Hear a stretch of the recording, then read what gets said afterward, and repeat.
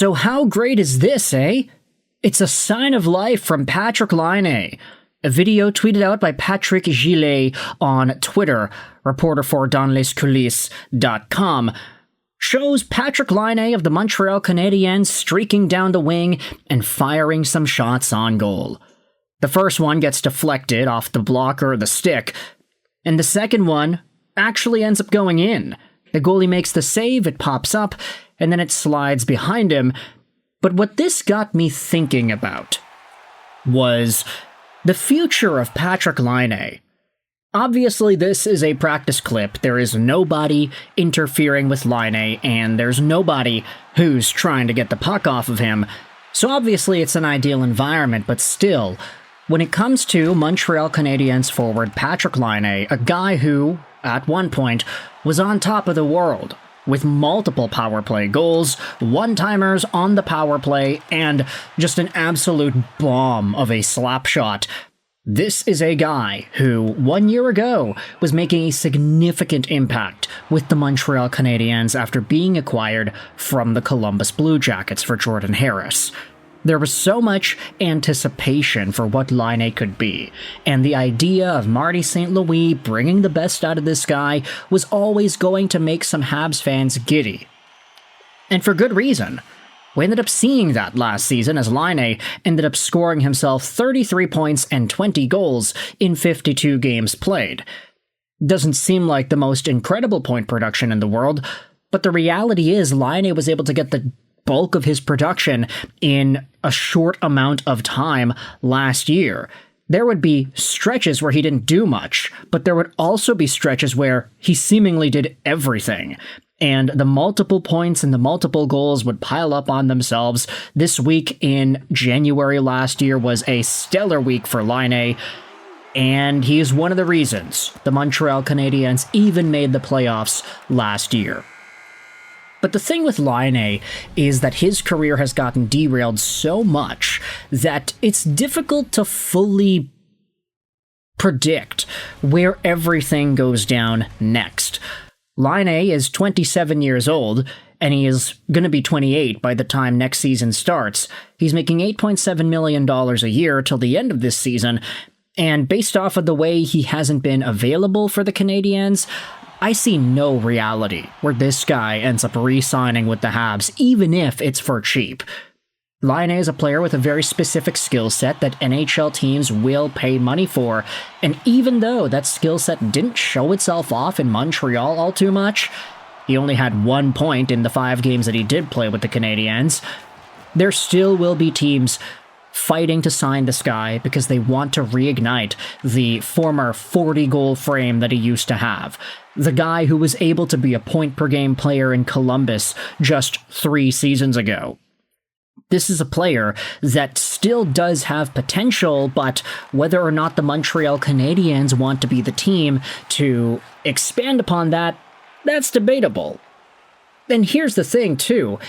If you were able to get an idealistic, perfect, consistent version of Patrik Laine, I think a lot of Canadiens fans would be happy with that. They'd say, yeah, have this guy on the third line and have him as a number 1 power play sniping option.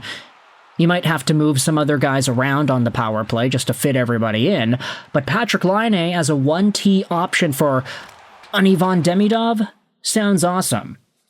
Even just the idea of Laine as a power play 2 option for Montreal this season, getting passes from a right-handed Noah Dobson versus a left-handed Lane Hudson, because, hey, it was already reported that Patrik Laine prefers a righty to pass him the puck than a lefty. That was getting everybody excited. Bolduc, Caulfield, Slafkovsky, Demidov, Suzuki, Hudson, Laine, Noah Dobson, and then whomever else, Brendan Gallagher, and another player.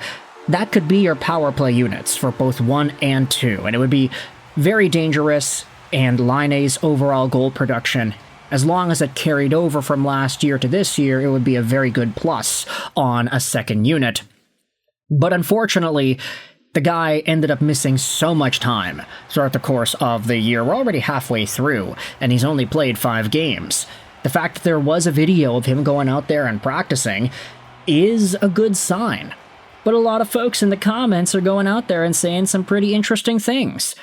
He never skates like that in the games, Ellen Keefe goes out there and said.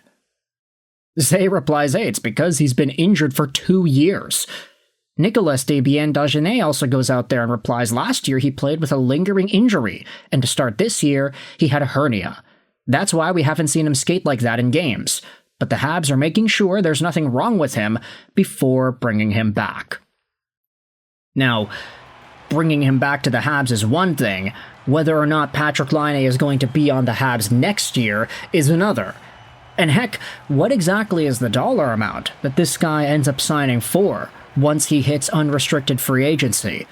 I would be very surprised if Kent Hughes thinks that bringing back Patrik Laine on any sort of a contract would be the beneficial reality for this team. I mean, there are already too many guys on forward that the Canadiens have a little bit of a tough time fitting in. And I get it, not everybody is on a contract for next year, not everybody's going to come back, but even right now, if Patrik Laine were to return to the Canadiens today, he probably dethrones a Bolduc or a Blais in the bottom 6. Is this an area where you can see Patrik Laine excelling? I would say definitely not. Cole Caulfield, Alexander Texier, Slavkovsky, and Demidov are your top 6 wingers in Montreal right now. Would you give up one of those guys in their spots to automatically give Patrik Laine a top 6 opportunity? That doesn't seem fair now, doesn't it? All's this to say is that Patrik Laine is in a very interesting crossroads at his career. We just don't really know what the future has in store for him.